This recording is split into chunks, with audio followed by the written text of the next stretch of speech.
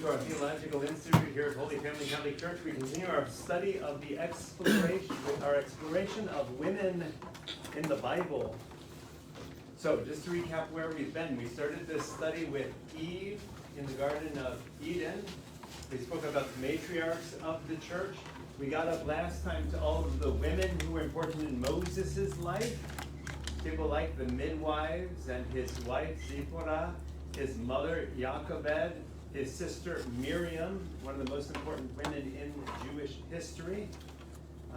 Miriam is famous, of course, because Miriam was Moses' sister, and after they got through the Sea of Reeds, it was Miriam who led the women in song, and all the women followed her. She pulled out her timbrel, according to Exodus chapter 15, and all the women followed her in song and dance. So today we continue our exploration with, as soon as they got through the Sea of Reeds, or the Red Sea, we've come to call it in popular imagination, they headed toward Mount Sinai. You remember what happened in Mount Sinai? They received the Ten Commandments, the law, according to the tradition. So what's happening is these stories are written several hundreds of years later. These purported events were around, say, 1200 BC. They were being written sometime around the 7th to the 6th century BC, which means that there were at least 500 or 600 years between the time of that these things were reported to happen and when they were actually written down. So we were passing these down orally for several generations. So far, so good? So what's happening is now, when we're writing these things down, the way that we did it was we said that the scrolls that they were written on were discovered within the temple walls. So now what we have from this time period is talking about events from long ago. The receiving of the law, how it was that Moses went up Mount Sinai, brought the law down, etc. Their sojourn in the desert, for those who remember the story, after we received the law, that was one part of it. The first part of the story is the Exodus, our escaping from slavery. We escaped out of Egypt. We got into the desert on Mount Sinai. We received the law. And then we continued in the desert for 40 years, according to the story that's told. And what happened at the end of the 40 years?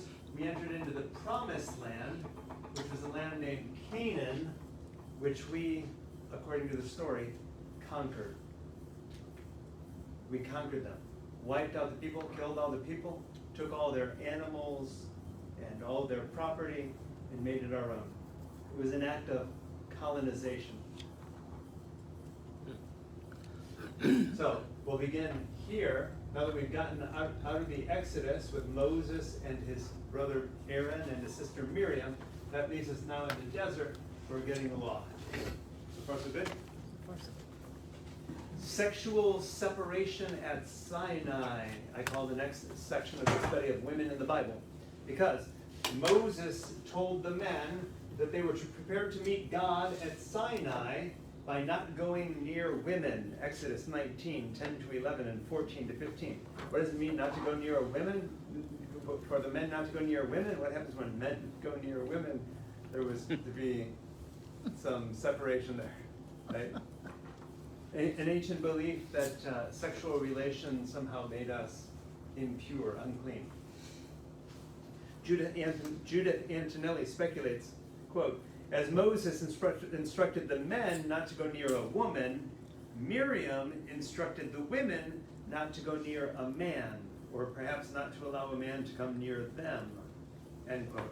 So there's this whole tradition of the sexual separation at Mount Sinai, where they received the law. There are even some authors, like the Exodus Rabbah, which suggested that it was women who received the Ten Commandments in the law before the men, because it's the women who are the ones who pass on the faith to their children. Think about that for a moment. If the men are separated from the women, when Moses came down the mountain, who did he give the law to first? To the men or to the women? The Exodus Rabbah shares tradition when he came down the mountain, the first people he went to were the women. Later rabbis had a lot of fun with that, of course, because they were like, okay, now why would Moses come down and give it to the women first? one explanation, because women are the ones who teach and hand on the faith. The other explanation was, well, because it was a woman who sinned. Remember the story of Eve?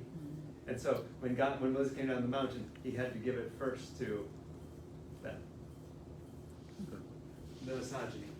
The exclusion of impure women. So now that this law is being discovered in the 6th and 7th centuries, this is a time when women and men are being separated in our religion, where the women cannot be priests. If you want to be a priest, you have to be a man.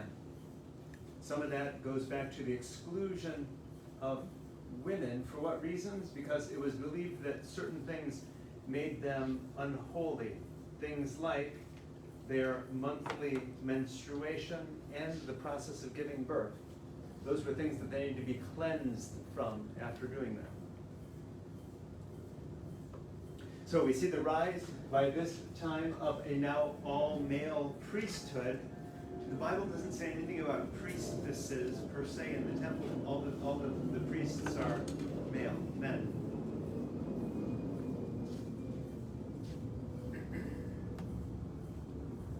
So we see this increasing repression or suppression of women. That's number 2 of the exclusion of impure women. The holiness code of Leviticus 17 to 26, number 3, also reinforces patriarchy. It sets up male priests as the judges of women's fidelity. If a woman was suspected of adultery, of infidelity, it was the male priest who judged the case. In that time, what they did was they created this drink that they made the woman drink, and if she died from it, then of course she was guilty, and if she didn't, then she was innocent. A terrible judgment, huh?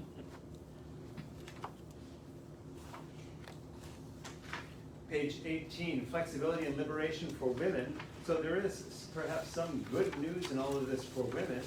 Interestingly, when this law was brought down from Mount Sinai, according to the stories that were told in the 6th and 7th centuries BC, there are certain laws that don't apply to women in the same way that they apply to men. Men have to pray at certain times, for instance. They have to do certain things. With women, there's more flexibility.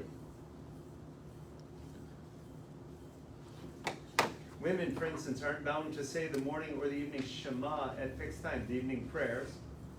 This gives a woman greater flexibility because her day is not regimented like a man. She need not be told when or how to pray.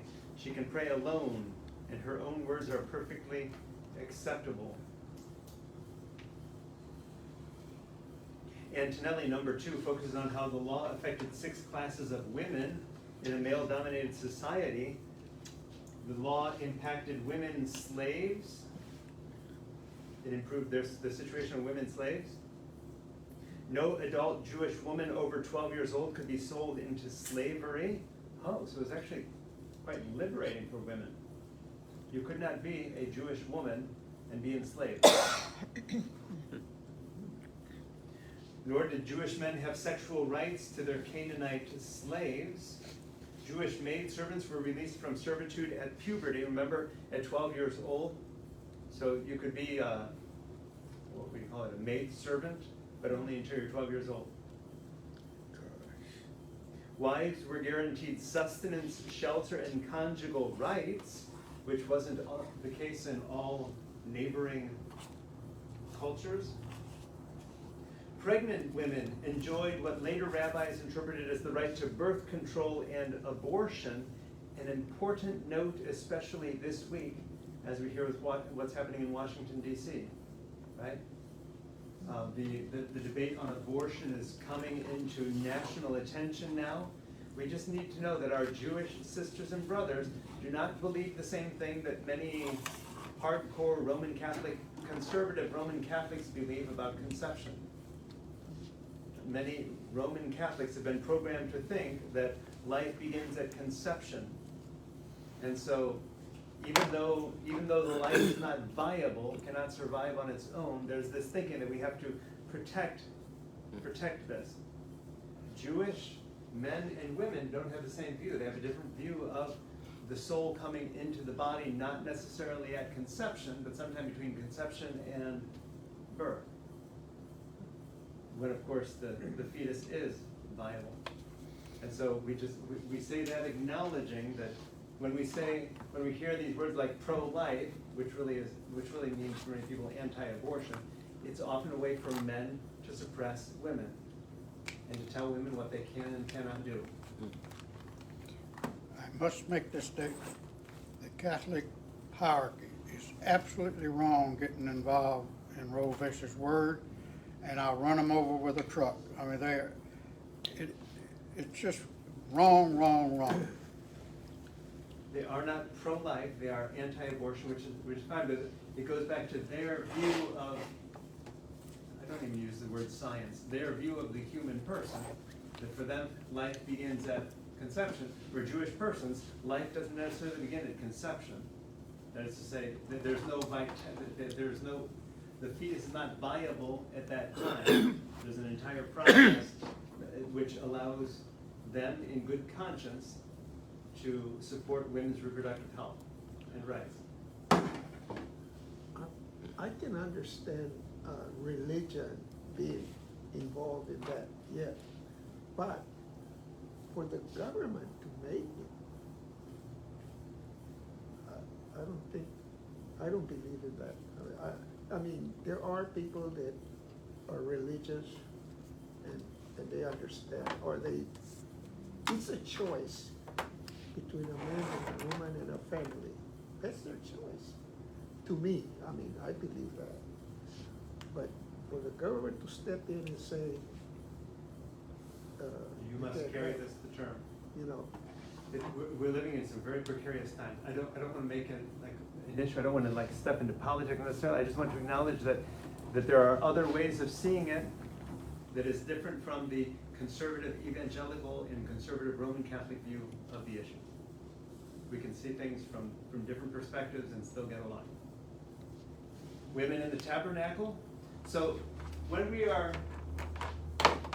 now writing in the 6th to the 7th century BC, in Jerusalem there is a temple, and the male priests are writing stories that help to solidify their view of religion.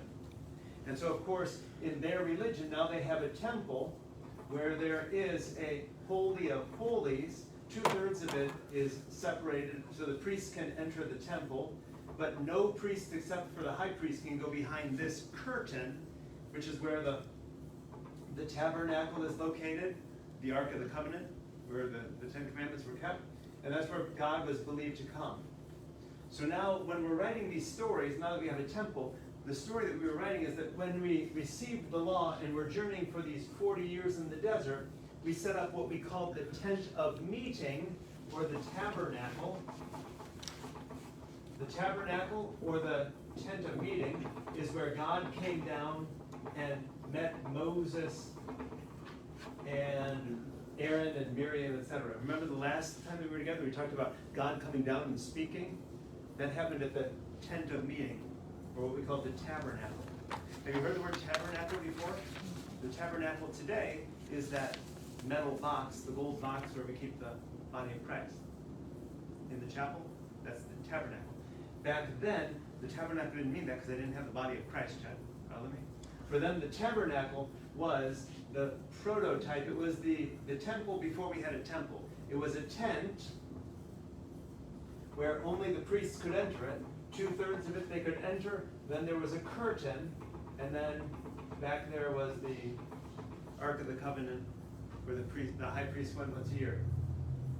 This was the temple built of stone and gold. This was the tabernacle that they set up in the desert when they were wandering through the desert. What was the tabernacle made of? Since it was a tent, it was made out of cloth. Follow me now. Where does cloth come from? Who makes cloth? The women had a special role in making the tabernacle. The men, thank goodness for all of the gifts that men bring and who built this temple out of stone and gold.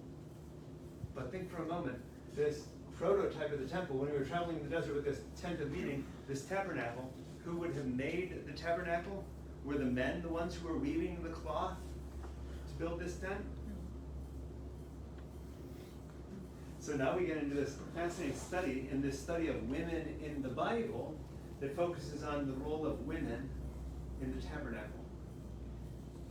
This is page 18, the women in the tabernacle.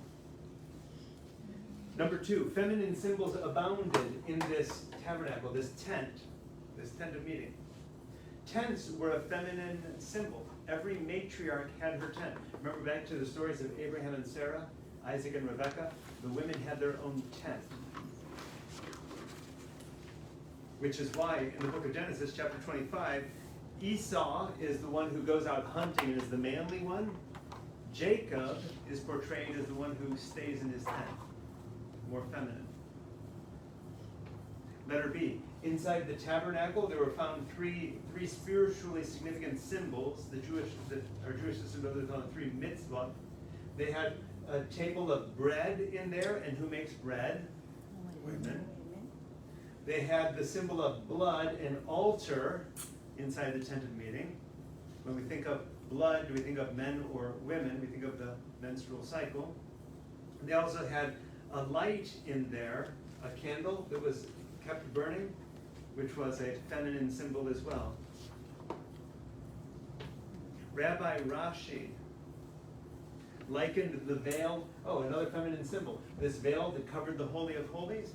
Rabbi Rashi said it's kind of like the veil that covers brides. So it's these feminine images that we have.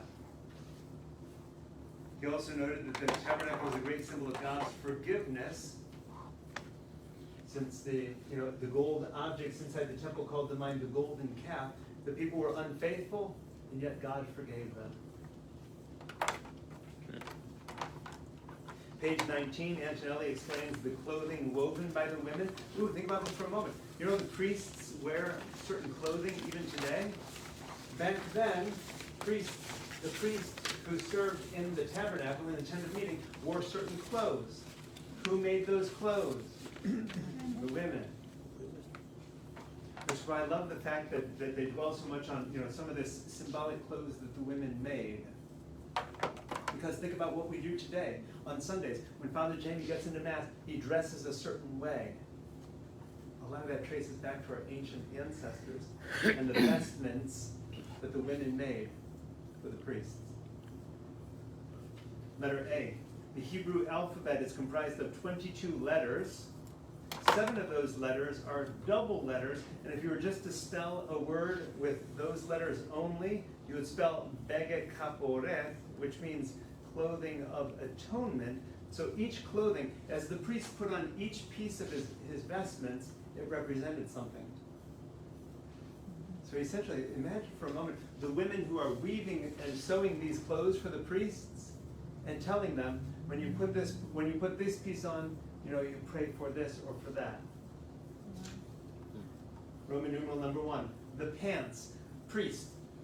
When you put on your pants, the garments that they were making for the priests to wear, the pants atoned for sexual sins. Listen to the symbolism of some of this, right? The sash that was worn over the heart, over the chest, atoned for sins of the heart. The tunic atoned for sins of bloodshed. Think of the blood-dipped tunic of Joseph in Genesis 37.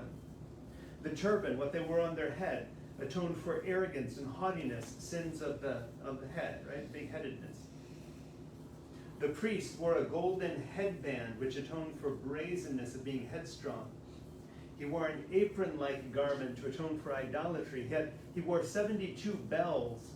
Sort of like makes me think of the baile folklorico when we have the danza azteca on Rey Guadalupe, how they wear all the shells and all the things that make all sorts of noise.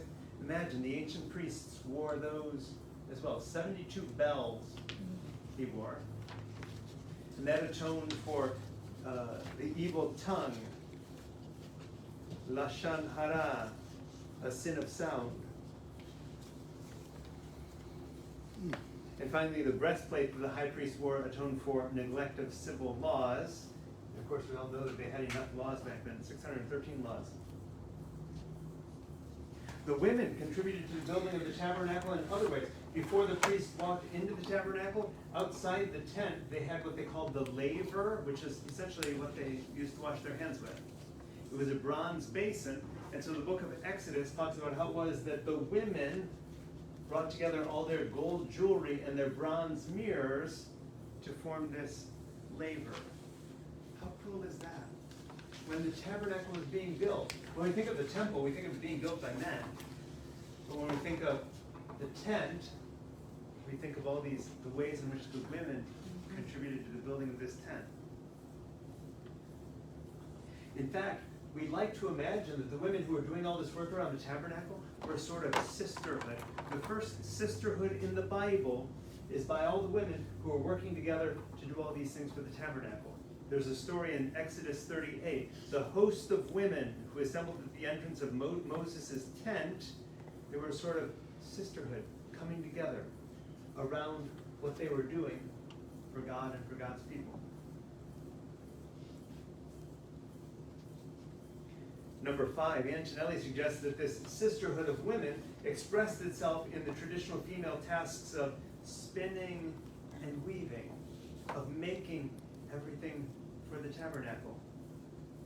Spinning and weaving. So they were the ones who were taking the sheep wool and the goat skin and I don't know if they have cotton around there, but whatever they were spinning, finding a way to pull all that together into cloth, weaving it together, and forming all of the cloth that was part of the tent and the vestments and everything they had. So it wasn't just taking care of our daily needs, like clothing for us to wear, but they were also the ones who were taking care of the priests in the church. This is an ancient thing that we're participating in today. The scriptures say, Exodus chapter 35, every skilled woman spun with her hands and brought what she had spun, blue, purple, or scarlet yarn or fine linen, and all the women who were willing and had the skill spun the goat hair. What a cool image. And when we hear those colors, the colors are symbolic. Blue, red, purple. Red was the color for things of the earth. Blue is the color for things of the heaven. Purple, where heaven and earth came together. So all this symbolism. Which is why, incidentally, what color is associated with royalty? Purple. Right? Imagine the king or the queen being representation of God on earth, where the heavens and the earth come together. The king or the queen represents that, clothed in purple. Antonelli continues, quote, spinning and weaving, traditional female tasks, are not just physical activities, but they are basic primordial symbols of time, fate, and destiny, of the interconnectedness of all life. Women have universally been considered the archetypal weavers of the web of life, the spinners of the threads of fate. These mundane activities, like sewing or crocheting, it's not just doing it, it's women creating in the same way that God creates. Think of that for a moment. When I think of my own mother and her love for crocheting, she's taking something and she's creating something. So women are participating in this creative act of God in the same way that God creates the world. Every time that we create something, I love seeing people in the parish, when Terry Ann and Becky and others, when I see Gloria making these different things, it's participating in the creative work of God. Men do it too, don't get me wrong, right? When we're fashioning things out of wood and stone and whatever else, men are typically associated with other trades.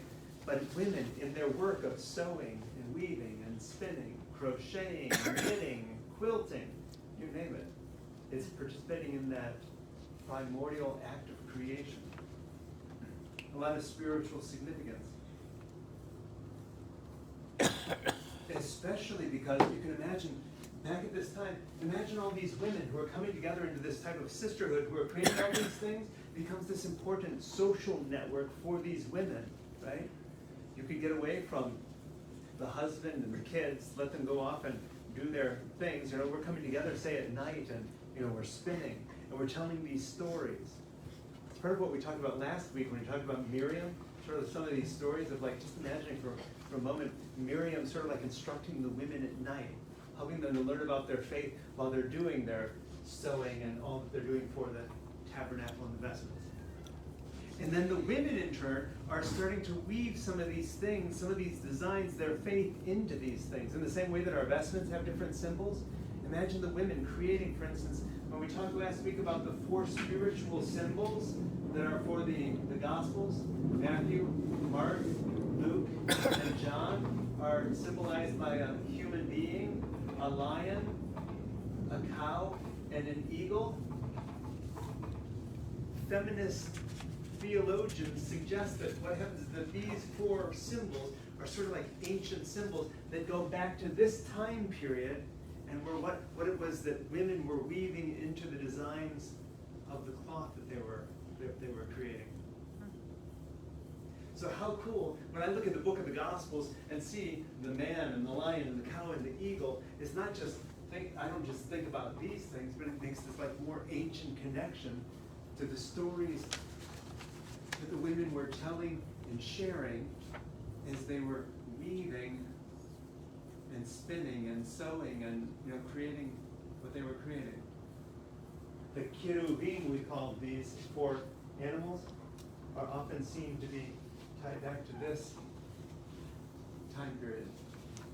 How it was that essentially women were the ones responsible for helping to weave our faith, for lack of better words. They were spinning our faith, right? Helping to create the faith. At the bottom of page 19, Antonelli suggests that today, when we think of words like spinning, we think of the word spinster. What's a spinster? An older woman who is childless and dies that way. It sort of like goes back to this jealousy that the men had of this society of women. The women are coming together and the men suddenly feel like the outsiders, if you will. And the way to denigrate women, keep women down, is to call them things like a spinster. Originally meaning one who spins, but it became a derogatory term.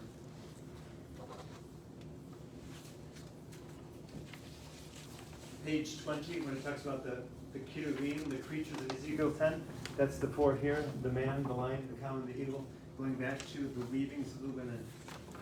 So far, so good? Good. Any thoughts? Page 20, childbirth. Ooh, are you ready for views on childbirth? Because now what's going to happen is, now that men are in charge of the temple in Jerusalem, us and them, men are going to find ways to keep women out of the temple. And the 2 biggest ways to keep the women out of the temple were to propagate this belief that women could not come into the temple if they were menstruating and or after childbirth. So suddenly, can you be a priestess, can you be a woman priest if you can't come into the temple during your menstrual cycle and or while you're giving birth? Suddenly there becomes this exclusion of women from the temple in Jerusalem. Yikes. So childbirth, let's talk about childbirth briefly. The views on childbirth in the Hebrew scriptures are also worthy of note. In the same way that, according to the ancient imagination, a woman's menstrual flow made her impure for 7 days. And when you gave birth, you were tamai. It's translated here as unclean, but there's another view that I'd like to put out about how it is that after you've given birth, the body is healing itself. And so it's sort of like giving the woman's body 7 days to heal itself after birth. Something kind of cool, something kind of holy about that. So the woman's body, we would allow the woman to heal for 7 days after the birth of a son, or for 14 days after the birth of a daughter. Something kind of cool about that.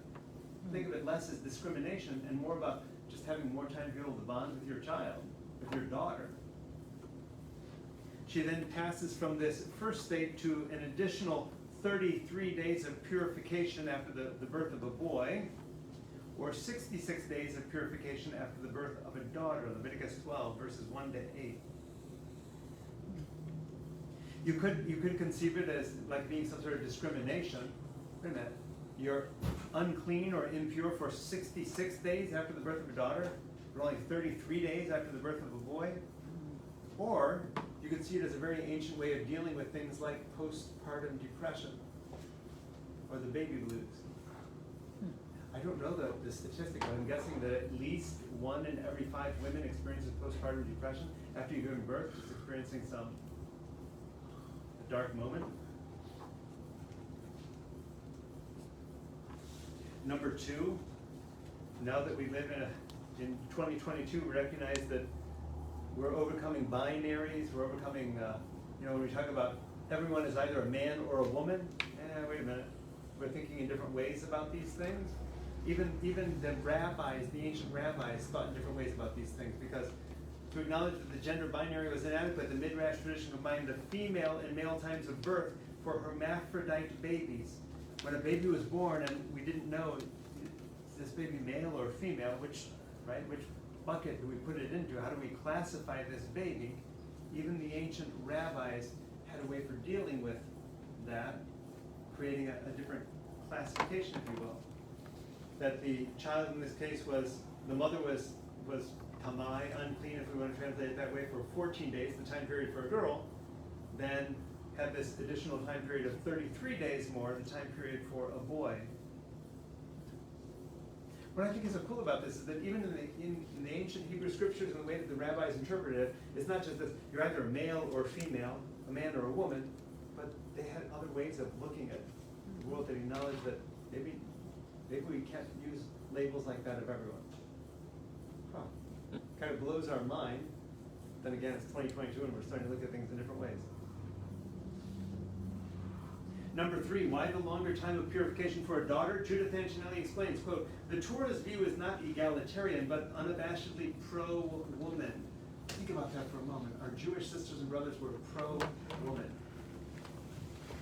Women do not have to be generous in providing for their husband's sexual desires after they give birth. Instead, a period of postpartum recovery, free from sexual pressure, has been legislated for them.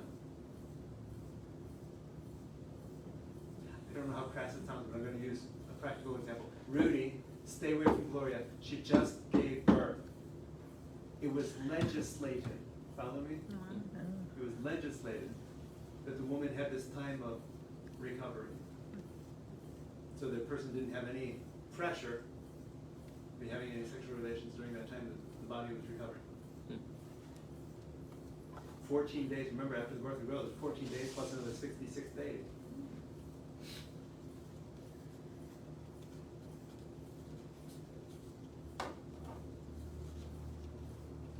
Number 4 talks a bit about what we were talking about earlier when it comes to the abortion debate in the United States.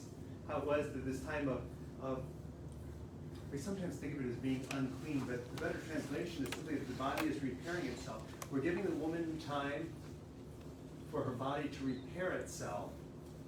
And also it was almost seen as during these times, especially when blood is involved, that the ancient belief was that somehow we need to rejoin the soul to the body. And there was this ancient belief that's very different from the current very conservative Roman Catholic belief of, life begins when the sperm and the egg unite. For them, it was more ambiguous than that. It's sometime before birth, but we really can't trace when it is. I can't tell you when the soul comes into the body. Let God be God and be mysterious, rather than us trying to figure out how all this is happening. One of the most fascinating things, page 21 though, is menstrual taboos. If we can talk about this. We talked about circumcision for men as part of our study. Now let's think about menstruation for women. Because there are different ways that we could look at this. One is that when a woman is in her menstrual cycle, that she's impure or unclean, which is what the priests would want us to think, right? They have to stay out of the temple because they're unclean. What many anthropologists suggest is that there's a more positive way of viewing it, and that is of women being able to enjoy a time away once a month while they were in the midst of their menstrual cycle. Instead of having to go to work or, take care of the kids and do everything that you were doing before, it was a time, and there are still societies in the world today that have menstruation huts where women go for a certain period of time, every menstrual cycle, to be able to get away from family and to be able to be. Never heard of that. Yeah. So if you're on Wikipedia, I couldn't make this up. Wikipedia, search menstruation hut. It's still a practice in various cultures today. For the ancient peoples, it then becomes this time when, okay, let the priests say that we're impure. Maybe women, what Judith Antonelli suggests is that maybe women even had a role in getting the men to think that.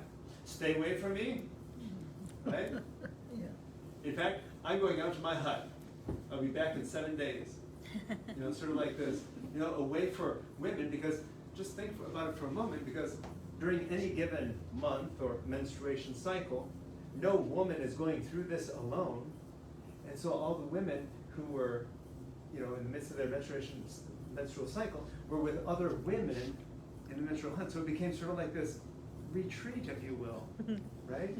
This getting away from the world. Honey, take care of the kids. I'll be back in 6 days. That never happened for us. Right. In the ancient world, it's one of the fascinating parts of the Jewish religion, though, was we could look at it as this. I mean, the priests, let's just be honest, the priests in the temple had their nefarious motives, their dark way of telling the story and excluding the women from the temple. But I'm imagining that the women had a sort of different view, according to Antonelli, where it's sort of like, you know, I'm going to enjoy the time that I'm away. Thank goodness for that. Well, I mean, I don't know, speaking of menstruals, but when a woman would have one, you're either in pain or you just don't want to talk about it. You just stay away, Yeah. you know. Yeah. Yeah. There's something beautiful about this ancient way of dealing with it, where it's not, what is it about U.S. culture where it's sort of like, you know, we expect us to always be on despite what's happening in our private lives, including the menstrual cycle. Instead, just be able to say, okay, love y'all, going on my monthly vacation. Check it out. Check it out. Yeah. Antonelli suggests number 2. She sheds light on the menstrual huts that provide, Wikipedia refers to them as menstruation huts, but it's the same concept. They provided women a cyclical Sabbath, if you will, a break from their normal labors for 1 week each month where they could connect with other women, free from the other demands on their time and energy. Antonelli writes, quote, "The menstrual hut was thus its own kind of sanctuary, releasing a woman from her daily labors and her husband's demands so that she could simply sit around and be." Virginia Woolf said that every woman needs a room of her own. The menstrual hut, however, gave every woman a house of her own 1 week a month. End quote. It's been a while, huh? Have you ever thought about these sorts of things before?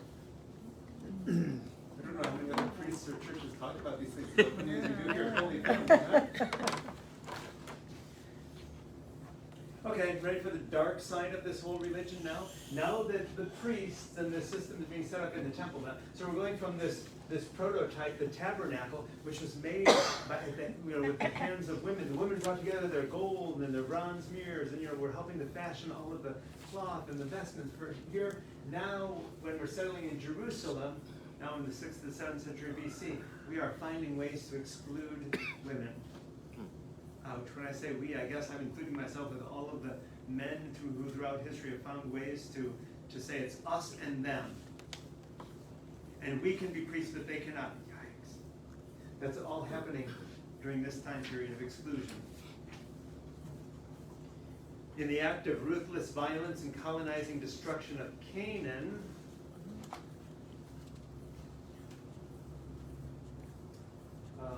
we started seeing how it was that when we were writing these stories of the conquest of Canaan, we were writing stories about how our God was the only God, and we had to destroy all other idols and all other gods, right?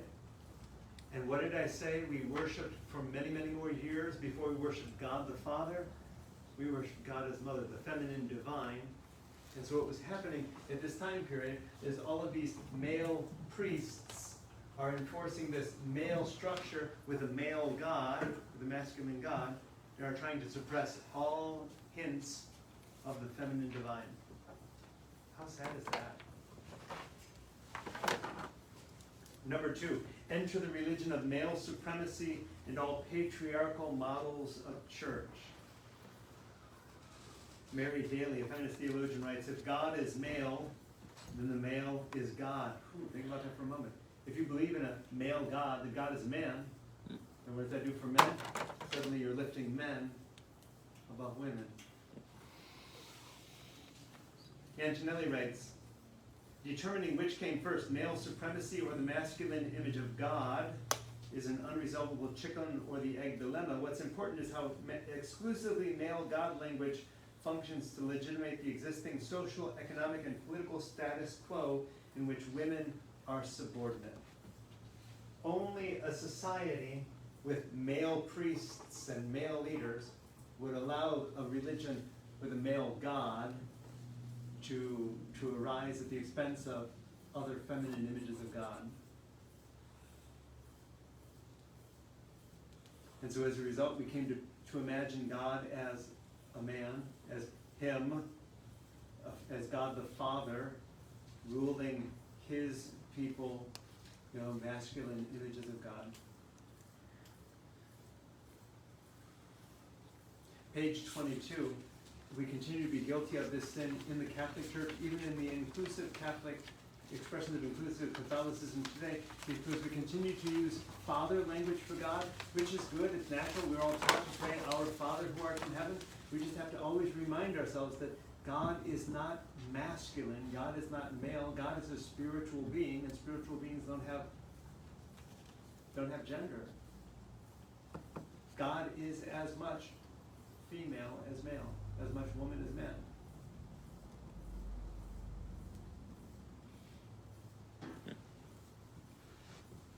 And yet, we have this religion of this male God, as Antonelli suggests on page 22, impregnating this human woman. Sort of reminds you back, remember when we were talking about the sons of men in the book of Genesis, how the sons of men impregnated the daughters of humanity? It's the same notion that we have.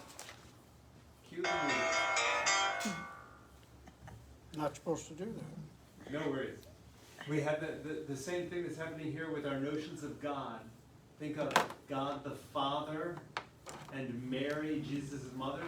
Mary is not a goddess. Remember, we suppressed all aspects of the feminine divine, which means that God is now this masculine God who impregnates a female woman, a person, and what results is this, in our tradition, Jesus, who is both God and human.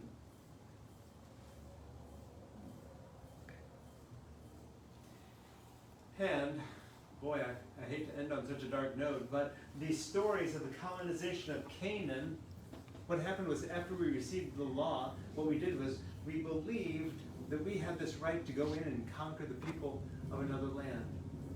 And we as Christians have looked to these stories of conquest to justify our own conquest of other people. Think about Thanksgiving for a moment, because Thanksgiving is such a great American holiday, but Thanksgiving has everything to do with conquest in the name of religion. In the same way that the Israelites went in and conquered the Canaanites, according to the stories that we told, the pilgrims who came to North America conquered the Native Americans, the Canaanites, if you will, and they were framing it in this language. They were seeing themselves as the new Israelites, coming into this new world and conquering the people. Think of all the harm that's been done in religion, of all the people that we've killed, of all the religions that we've wiped out in the name of colonization. And so Thanksgiving Day began as a celebration. The Pequot Indians in the Bay of Massachusetts, the colony of Massachusetts, there were about 600 to 700 Pequot Native Americans who were thanking God for the gift of the harvest when the pilgrims came in and wiped them out, declared a day of thanksgiving, of thanking God for that genocide. And Thanksgiving began. We don't think about that when we celebrate Thanksgiving. We think of having a turkey with family and getting a day off of work and Thanksgiving parades and beginning of the Christmas season, all these other things. But there's a dark underside of the history of Thanksgiving that ties to religious conquest. People conquering and killing others in the name of religion, which is what we saw happen in the book of Exodus with the conqueror of Canaan. This male warrior God leading God's people into battle and killing them. Mario? Well, I think back on, I used to ask my mother about idols and all that, but she would tell me there's museums when you go and you look at your history. There are pictures in every home of grandparents or grandma or whatever. It's not an idol, but it's a memory. You remember them. Connects us to them.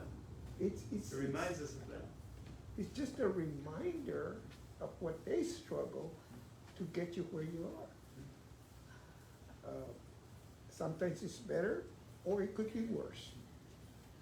But that's the way she would explain it to me. Because I used to say, tiene la Virgen de Guadalupe y todo eso. My mother would say, listen, that's part of the culture.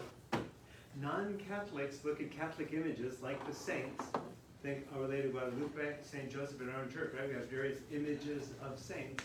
Non-Catholics look at that and they're like, ooh, look at those idols. As Catholics, we tend to see them more like, in the same way that you have a photo of your parents or grandparents or kids, right? Why would you have a photo of your kids? It's not that you're worshiping that image, it's that image reminds you of your kids. Those images remind us of the various virtues that those saints and those people had. They remind us of the love, compassion, the forgiveness. They remind us of various virtues. However, as human beings, we've had this strong tendency in our history, I don't want to say to worship things, but it's sort of like we set up images and they become idols. Think the golden calf when we were in the desert, right? At Sinai, when Moses was receiving the law, the people are building a golden calf and are worshiping the calf. Maybe we worship other idols today. Think of money. Anytime you put money above God and others, it becomes an idol. Anything that you put before God and others. Social media could become an idol. Your car, you name it. So when we idolize, that's a different thing. But when it's just memory of, I'm sure that, we all gonna have memories of somebody, As Catholics, we often tend to look at those things as symbols, right? That image of Our Lady of Guadalupe in the church is a symbol, and the Greek word for symbol, symbolon, is a Greek word which means elbow. In the same way that the elbow connects the upper arm to the lower arm, that image of Our Lady of Guadalupe connects me with that reality of God's love. That image is just an elbow. It's a symbol, right? It connects me to some other reality. That picture of my parents, right? That picture of my parents that hangs on the wall or is on my cover or is in my wallet. That picture connects me to those people or to certain memories. But it depends on the individual, because some people carry it a little bit too far. In my opinion, I might be wrong. Some people say, this is going to save me. This is going to save. You gotta save yourself too. You gotta take care of yourself too. Not just certain things we have to do. So more than anything, what we want here is, so what we see is from this time of Moses, the time these stories were written, was this transition from women really being an essential part of the community and of the tabernacle, what would become the temple, to this time of excluding women from the temple. It's sad, but it's part of our history. Which is why it helps us to understand, why are women excluded from the Roman Catholic Church? Oh, see the roots of it here. Follow me? It ties absolutely back to this period of excluding women from the temple. Has nothing to do with Jesus' vision. Jesus had a vision of what we call a discipleship of equals. There is no male or female, we're all one in Christ. This is an ancient vision of no. There is male and female. Yikes. Has nothing to do with Jesus' vision. This is all human beings creating a structure that keeps some human beings down. Which is why we use words like patriarchy, sexism, etc. If you're treating some people different from other people based on their sex, there's something wrong with that.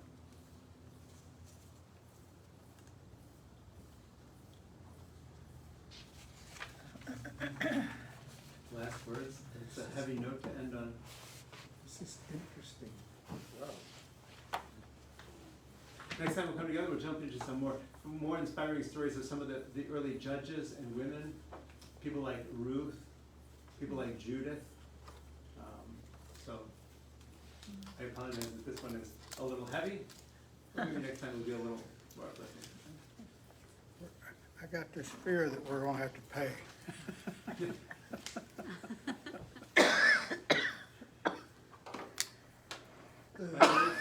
just, I'm just so Bible illiterate. When you wrote that purple up there, the Exodus, the law of the 40 years in Canaan, the people wandered for 40 years and we're going to the land of milk and honey. But milk and honey was Canaan, where they killed all those people. So that, to me, is just so misleading as to what it all, we were gonna. I assumed that we're going to. Promised land, we call it. Yeah, but I didn't know there was already going to be people and like I said, I don't know the Bible that well, to be honest with you. But that just throws a whole kink into my thinking of the 10 Commandments at the very end, where Moses gives his staff to, can't even think of Joshua, and said, I can't go, I want you to take the people over there. And you see this little stream that's going, to the land of milk and honey. But yeah, they went in there to tear them apart. There you go. Oh my gosh, that to So me the act is... of colonizing, because the Bible actually, you'll have to listen to the last episode of my podcast to be able to get the details. But it talks about these hundreds. When we went in there, we attacked them and we took everything. We killed Moses, according to the Bible. Moses ordered them to kill the women and the children, and to take all their possessions as ours. So as a result, the Bible says we ended up with I'm making up the numbers, but it's some exaggerated numbers. We had 400,000 sheep and 70,000 donkeys, and this and that, all from our conquering of these people that we killed. That was our going into the promised land, killing the Canaanites. It was our Thanksgiving Day, if you will.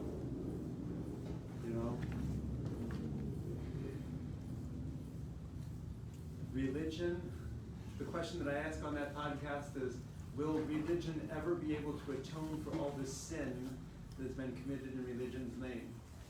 I think that we went in and killed people, including the women and the children. How cruel is that? Moses commanded us to kill the women and the children, wipe them all out. That would not make for a very good ending of that. Yeah, really? Oh my gosh. Was Jesus married? Was Jesus married? With the chances that he was married? What are the chances that he's married? We don't know. We're imagining that if he were married, it would be mentioned in the Bible, which is why there are more arguments against him being married. But there are other arguments that, it would be odd for a person not to be married in that age. But Jesus was Jesus. Jesus was Jesus. Jesus was different. Jesus was not an ordinary guy, and that's what the scriptures tell us. That he was no ordinary person. I don't know how to pronounce it, but who was Mary Magdalene? Mary Magdalene. So in the Da Vinci Code, you may have seen the speculation of Mary Magdalene being his wife. Also, I think a Russian author wrote a book on this. What was his name? We'll come up with him in a moment. Kazantzakis wrote about these theories of Jesus and Mary Magdalene being married. Challenges, there's nothing in Scripture that says this. So all we have is left to people's imagination.